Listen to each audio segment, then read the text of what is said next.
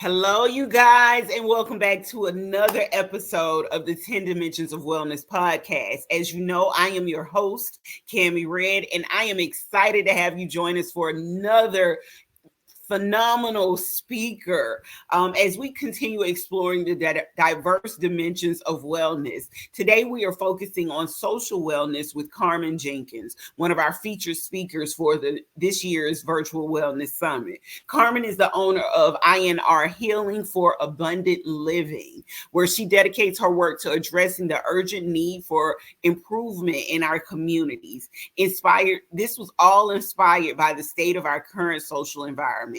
Karmin is passionate about fostering healthier, more connected communities that support abundant living for all. So in this episode, Karmin will share some insights on the importance of social wellness and how each of us can contribute to building stronger and more supportive communities.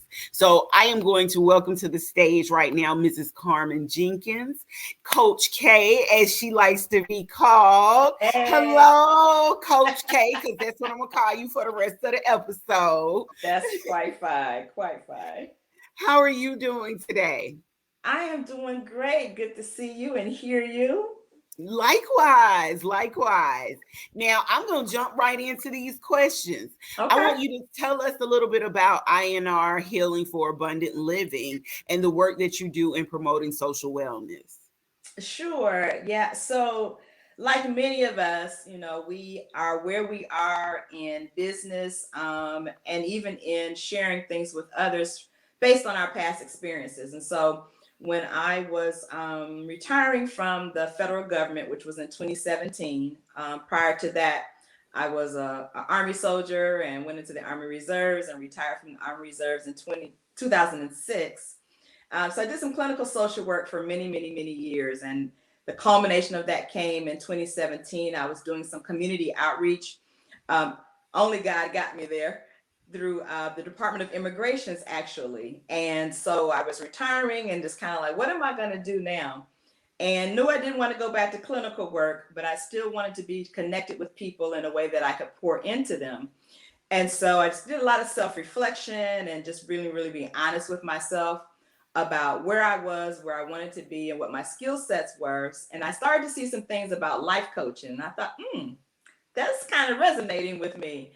So I did some more research and found out that there are a variety of different kinds of coaches. But the life coaching really settled in my spirit. And so pursued that, got a certification to give me some more foundations in some other areas.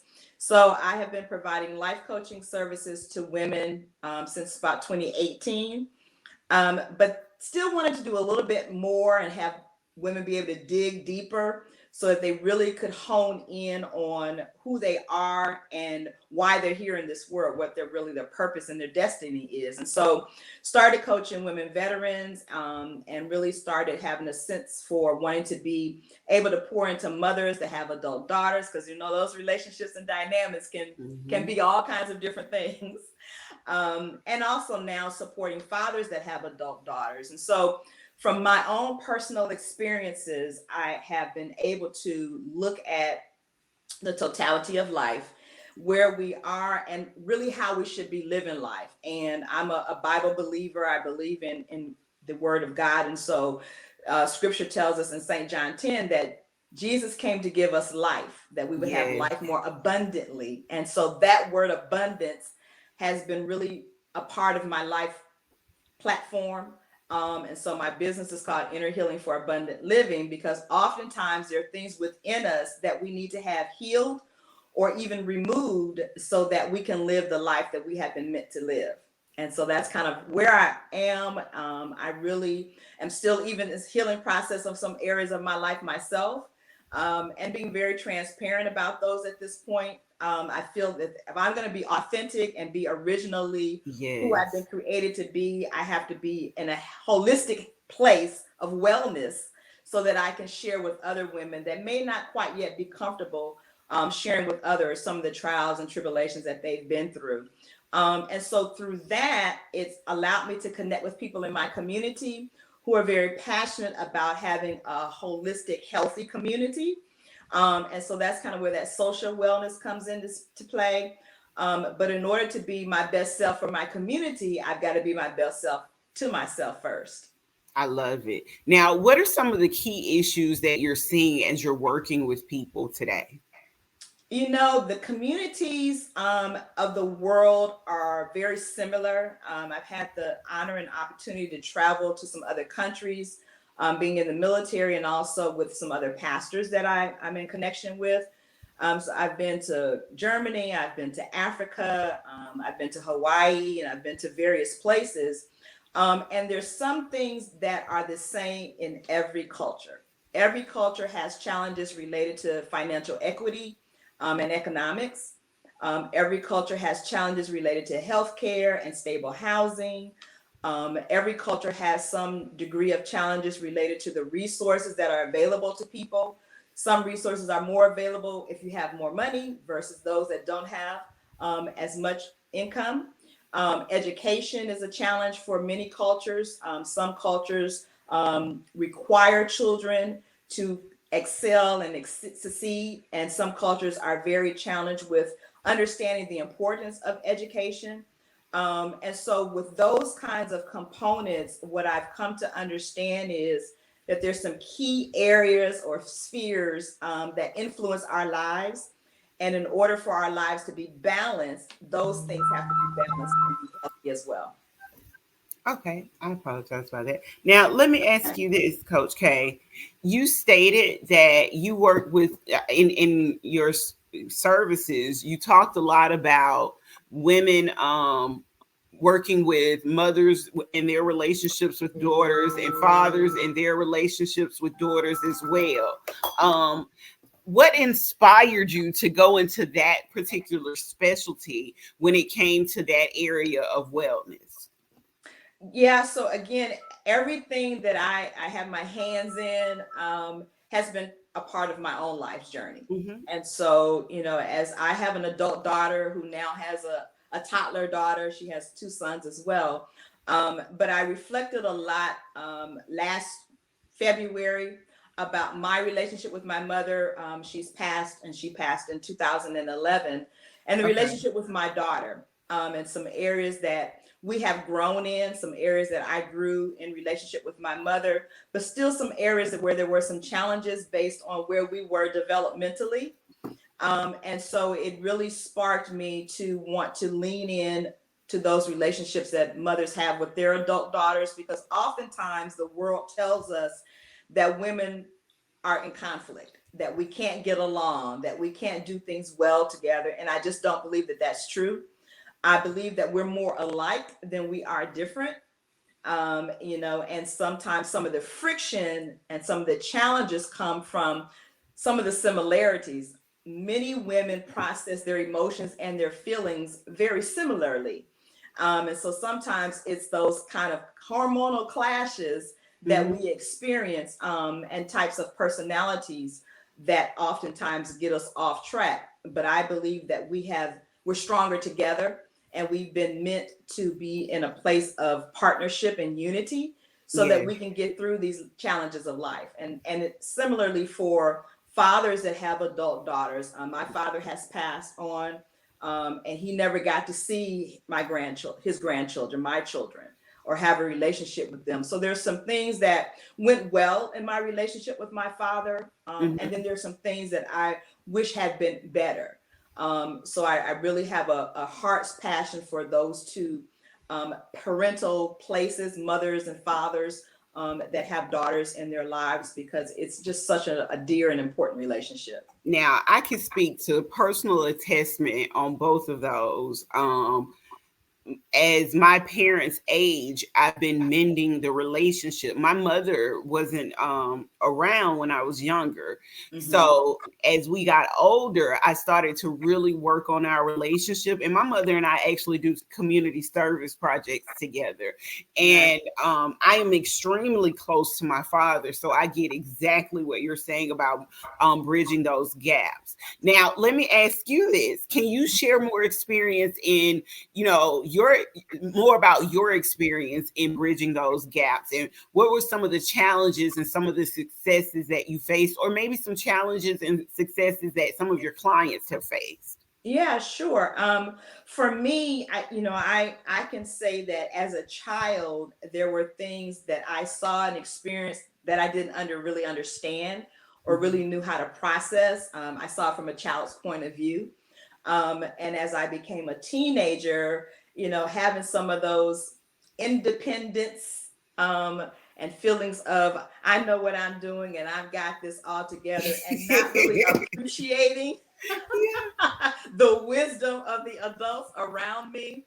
And so I would say for me and my mother, my teenage years were probably the most challenging, probably for her as it relates to me. But from my perspective, it's like she don't know what she's talking about. She just doesn't want me to Okay. have fun. She just doesn't want me to do this. She's old fashioned, and and so I kept giving her the stop talking to me thing. Yeah, yeah, yeah. But Listen. as I became an adult, I then began to understand what she was trying to impart into me and Yes, began to appreciate it. And I think for me, I really wanted and needed a sense of people seeing me and knowing me, understanding who I was. I love And that. as a teenager, I didn't really feel like my mother really understood me.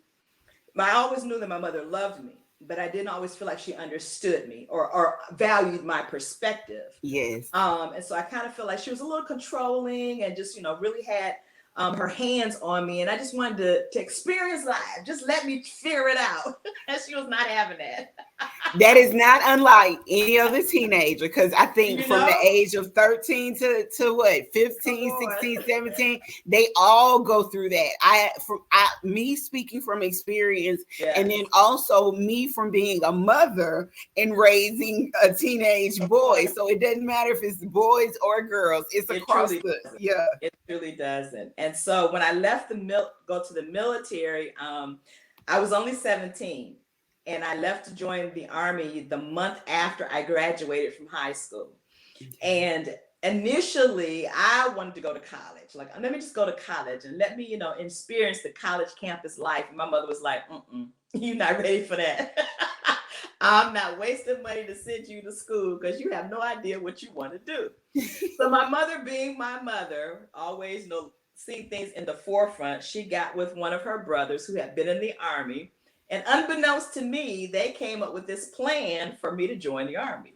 So they had the recruiter come to my house, and we all sat at the dining room table, and they was just talking. And I'm sitting there like, what is happening in this moment? So after listening to the recruiter, I initially agreed to join to prove a point. Right.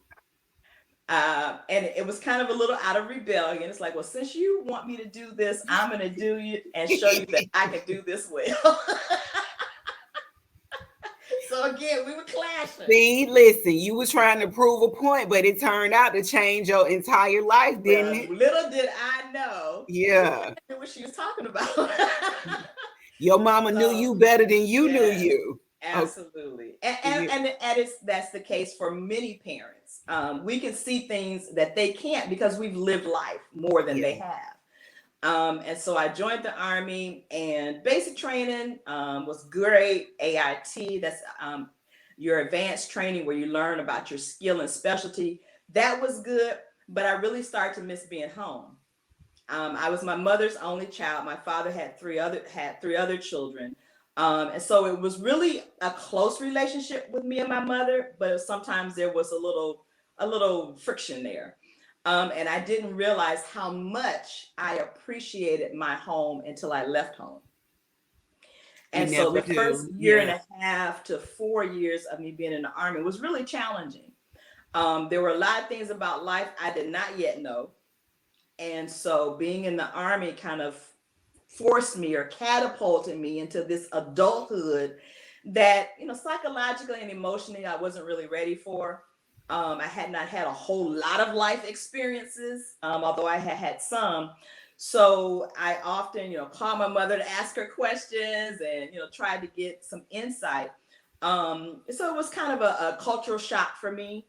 But over time, I actually ended up reenlisting after I got over being a little angry. I kind of felt initially like my mother just sent me away. Understand that it really was the best thing she could have done.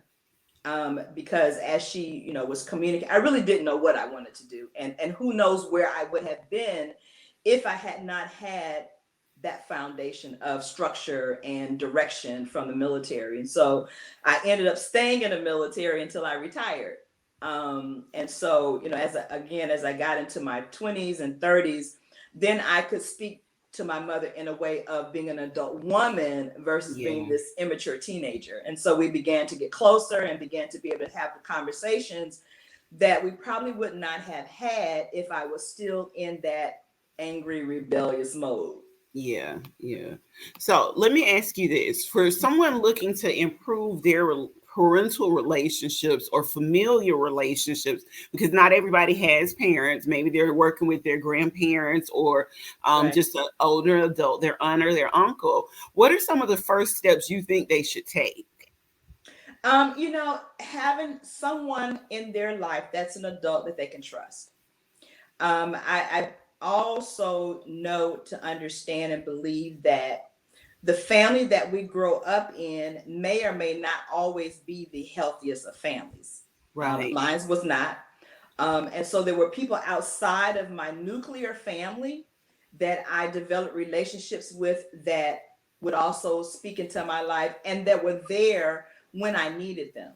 They didn't overstep their boundaries, but they were there for me when I needed them. So I had neighbors that had children. I had, friends whose parents were like aunts and uncles to me. And so I think even if it's school teacher, having someone that you can go to really pour your heart out to, someone who's responsible, someone that's not only trustworthy, but someone that has some wisdom. Because people can share a lot of things with you, but they may not things that are going to be helpful to help you grow, and they may not be things that are nurturing. And so I was able to find that outside of my nuclear family. And even when I joined the military, there were other people that I saw their lifestyles different than the lifestyle I had when I grew up. And I thought that's what I want. And I would have conversations with them about what it took for them to get there, whether it was their marriage, whether it was, them being a single adult. But having that, I believe it, we have that saying, it takes a village to raise a child. And I Right. really do believe that. And so your village may be an extended village, an extended network. Okay. So let me ask you this. Now, you've mentioned about the importance of seeking support and consistency. How can individuals find and or build supportive networks within their communities? You have to be willing to step outside of yourself. There are many things in this world that have taught us to become isolated. We learned that during COVID Hmm. because we didn't have access to people directly. And so people that weren't really comfortable with social media or getting on Zoom or other types of things where they would be seen and heard became very, very seclusive and reclusive. And so you have to have, even if it's taking a risk, but Yeah. taking that first step to step outside of yourself and connect with a group. There are many groups in my community that I connected with, not really knowing what the experience was going to be like. But I always found a connection with someone within those groups. And Okay. so there are many, whether it's a book club, whether it's a sewing circle, but just having another group of people that have like interests that you have. And through those groups, you often develop more community. Okay. Now, how do you see the connection between personal health and the health of our community? They're co-connected. When we have community, whether it is in your neighborhood, whether it's city, whether it's state, it's an extension of your own health. So we're not meant to be isolated. We're just not created to be those kinds of beings. And so we need for our own psychological, emotional, spiritual um, development and health to be connected to other people. And so when you are connected with other people, it actually helps to make you healthier. I love that. I love that. That last line, when you connect it with other people, it actually makes you healthier. I love that. Now, how does social wellness contribute to the overall thriving of a community? The healthier the people in the community, the healthier the community will be. Ah, Miss So, Coach K, you just dropping gems for them today. so I'll repeat it again. The healthier that the people in the community are, the healthier the community will be. So when Oh, we look at communities, and that's not to say that there won't be tragedy or violence in a community. We've all been witnesses to those. okay. But when the community is healthy and the people come together, you see, even in the most tragic situations, you see how the communities connect and how they come together to support one another. So when we look at communities where there's been a mass shooting, when we look at communities where there's been earthquakes and other kinds of disasters, those communities that have the healthiest of people in them come together for the betterment of the community. So they step outside of themselves to do what's in the best interest of those around them. Okay, let's expand that a little bit more. What are some ways people can actively contribute to the well being of their communities? Find out what the needs are. I mean, it's really not as complicated as we make it. So, for Okay. example, I live in a cul-de-sac. So there are like 8 houses in my cul-de-sac. So for my cul-de-sac to be healthy and to be healthier than the community around us, we have to be connected and we have to have some concern about one another. So I know most of the families in my cul-de-sac, not just by waving when I go out to check my mail. I know the spouse, I know the wife, the husband. Um, Even when I'm not at home, I have neighbors that will look out for my home. And I do the same for them. So that means we've had some communication and we've developed the relationship to the degree that when you need me, I'll be there. Okay. Now, what roles does common interest, like you just stated, you guys live in a cul-de-sac. How does that play into fostering social wellness within your community? We have like concerns.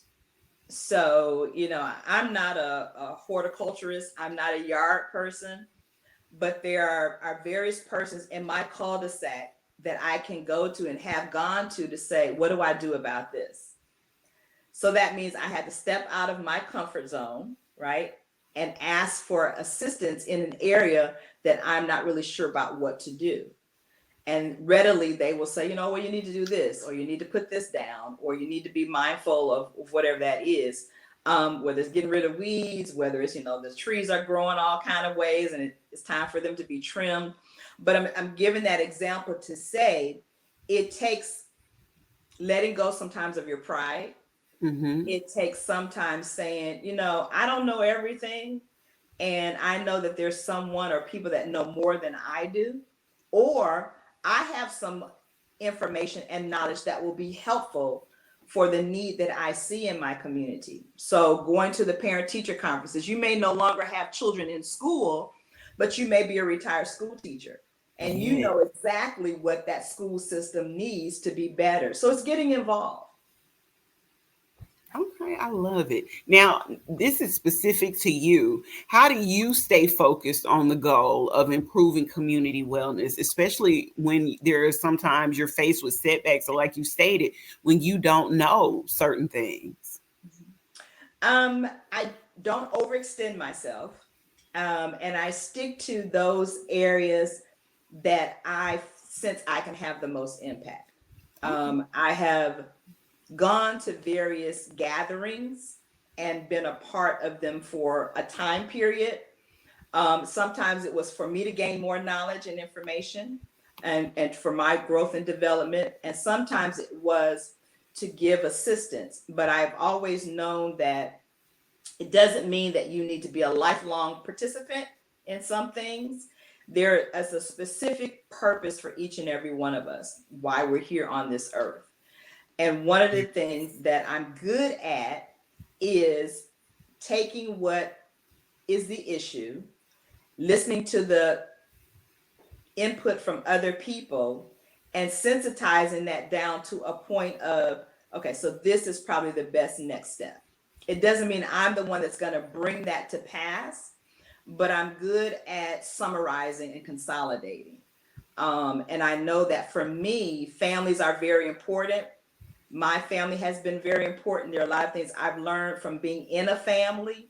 And so that's where I gravitate to, things that are related to family, things that are related to building families up in a community. Okay. Now, what are some unique or surprising benefits you've observed in communities that actually are starting to prioritize social wellness? Yeah, I think, my community might be a little more unique than some others. It's not a vastly large community. It's probably a medium, mid-sized community. Um, but there are various people within the community that I live that are very involved in community efforts. Okay. And so it's not difficult to be a part of. What sometimes has been the challenge is getting everybody on the same page. Now that's challenging anyway. But what is essential is that we are all in agreement on what the core matter is. We may have different ideas about how to resolve it, how to get there, but we're all in agreement on the main thing being the main thing. And Okay. so I tend to gravitate to people that think that way, and are willing to step back, um, and not have to have their name be on the billboard, but the focus be on what the cause or the mission is. Oh, I love it. So Okay. so for me, and I would say for the most part, many people in my community, not necessarily are they leaders of the community, but they lead their lives in a way that they're connected to the causes in the community that are going to be for the betterment of the community. Okay. Now, you've been involved in co-authoring some projects. Can you tell us more about these and how they relate to your work with inner healing, abundant living? Yeah, and it's also a part of social wellness. I don't see Yes. social wellness just as the family and the city where I live. It's this world.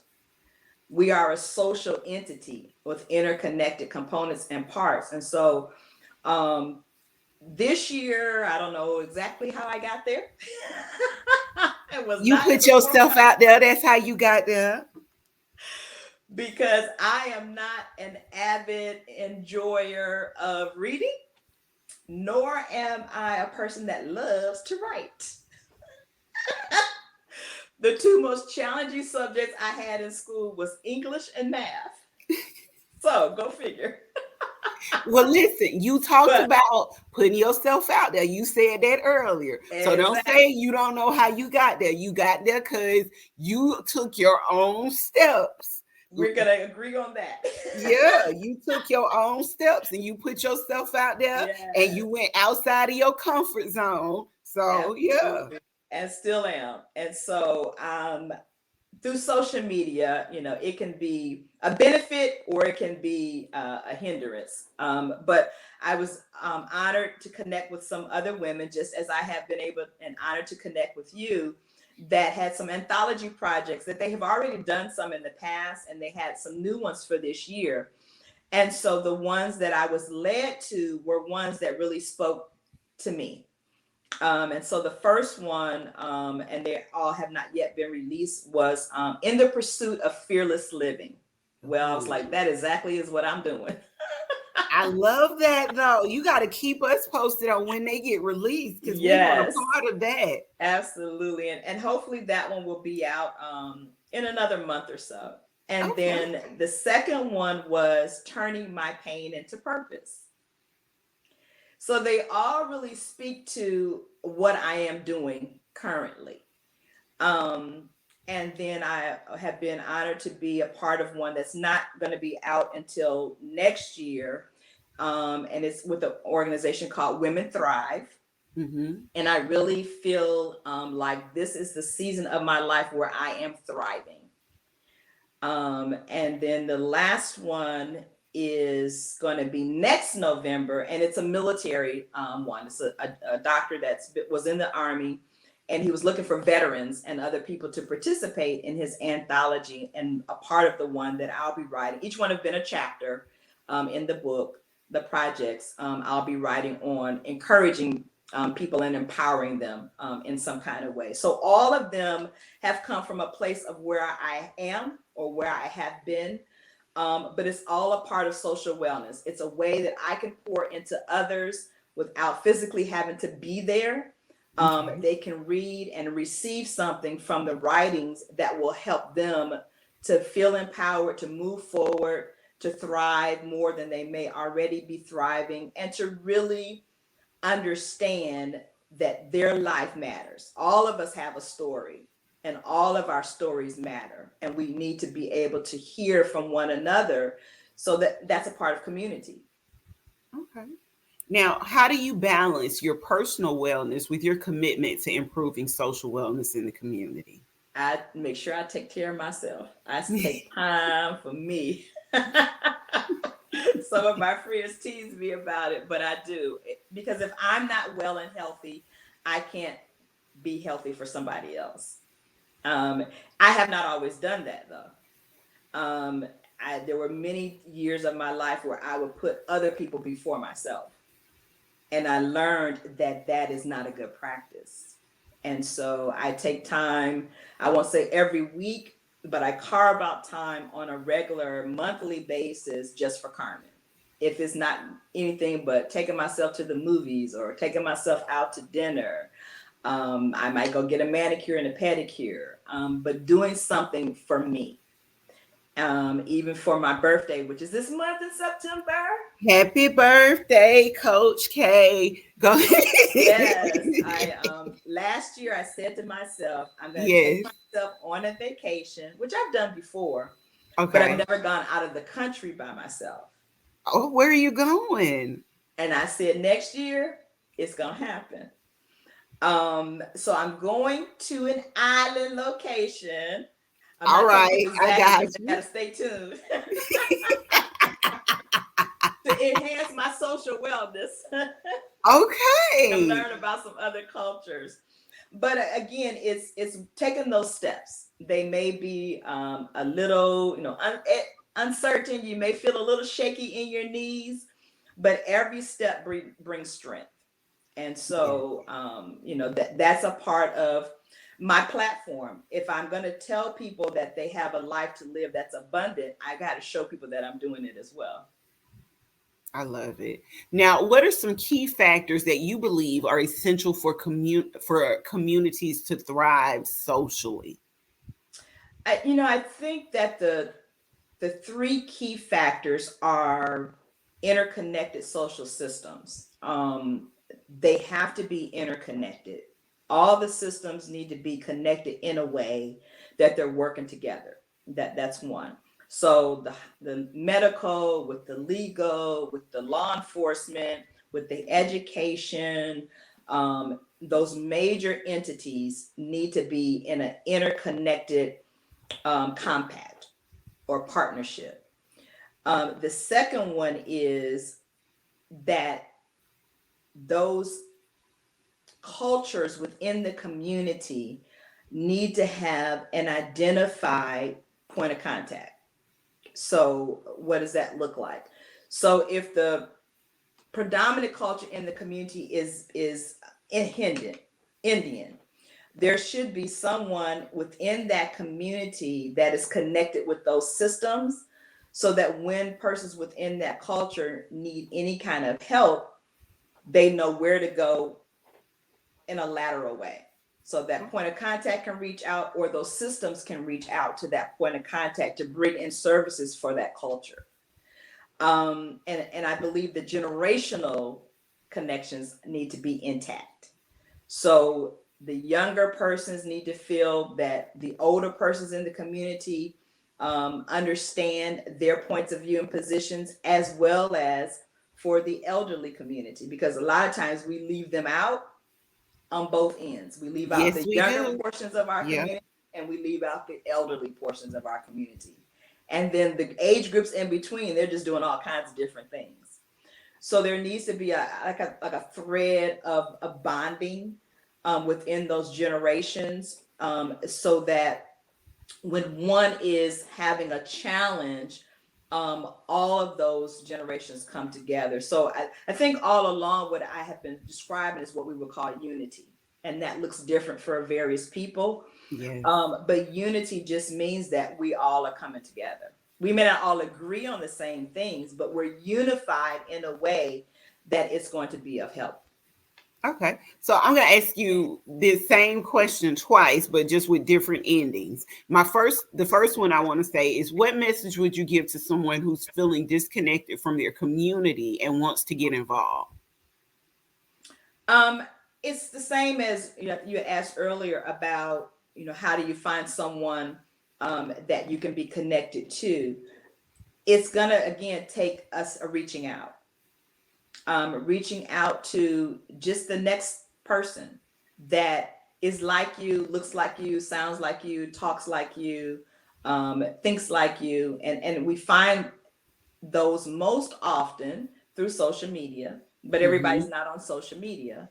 But there are still ways to reach out and to find people, particularly for people who can't get out of the home.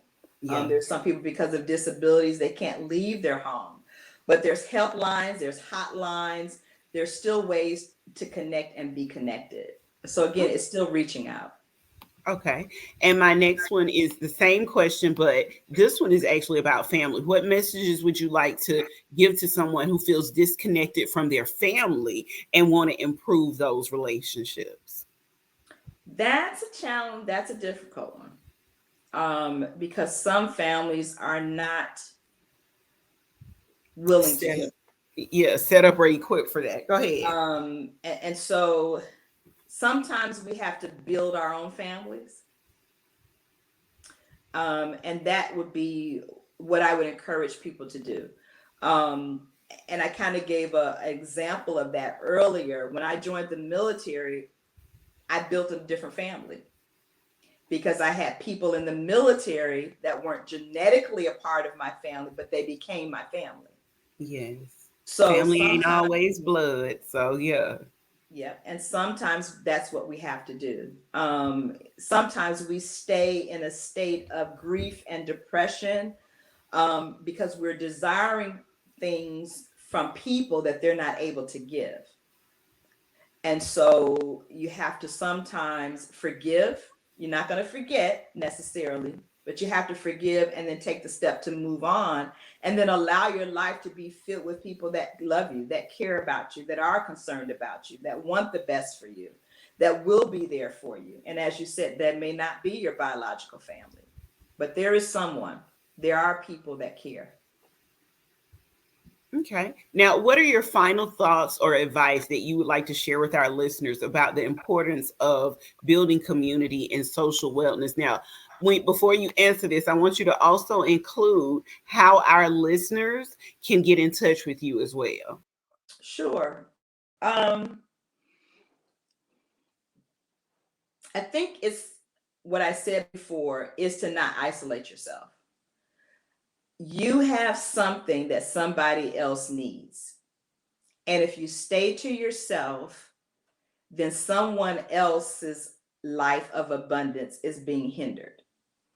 And so when we understand that we are a link in the chain of someone else's life, hopefully that motivates us to be a part of our community, to be a part of a network of support. And so that's my encouragement, to connect and stay connected and pour into people in the same way you would want someone to pour into you, or that you need someone to pour into you. We often receive by giving, and there's an equity of exchange that comes when you give. And so that's what I would encourage people to do. Give in some way. And it doesn't mean that you physically have to go anywhere. You can give through online if it's financial, or you can give time by being a part of a hotline, and you can be right in your home and they give you an alternate number that people call and you answer, and you are a voice on the line for somebody else. So to connect and stay connected is the best advice that I can give. And the second portion of that is to live your life in a way that is giving you some kind of fulfillment. We have lives that have so much still yet within them that we sometimes have not even tapped into. So don't live beneath your needs, your purpose. Live to the best, to the fullest, to the top, so that when we leave, you leave this earth, you know that you've given your all to the world. Reach me is really easy. You can reach me through my link tree. It's Karmin Jenkins, Inner Healing for Abundant Living. You can reach me through my website, www.ih4al.com. Those are the easiest ways to reach me. My email address is healing@ih4al.com, and all that's on the link tree or on my website. Absolutely. So hopefully, yeah, we'll put it on the description of this podcast episode as well. Okay. Yeah, you've gained, a little nuggets, some nuggets today.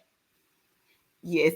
And listen, don't let me say this. You can also reach her at the 10 Dimensions of Wellness Summit at the end of this year. The link is going across the bottom of the screen because Ms. Karmin will be speaking to us about social wellness there as well. So you got a little glimpse today, just a little glimpse into what she will be talking about with us. So Ms. Karmin, I want to first just say thank you so much for being a part of the podcast. Thank you for being a part of the virtual summit as well. This has been a joy. You guys, let me just say, you can check out Ms. Karmin, and I'm going to put her information on the screen. That's a wrap for us today on this episode of the 10 Dimensions of Wellness podcast.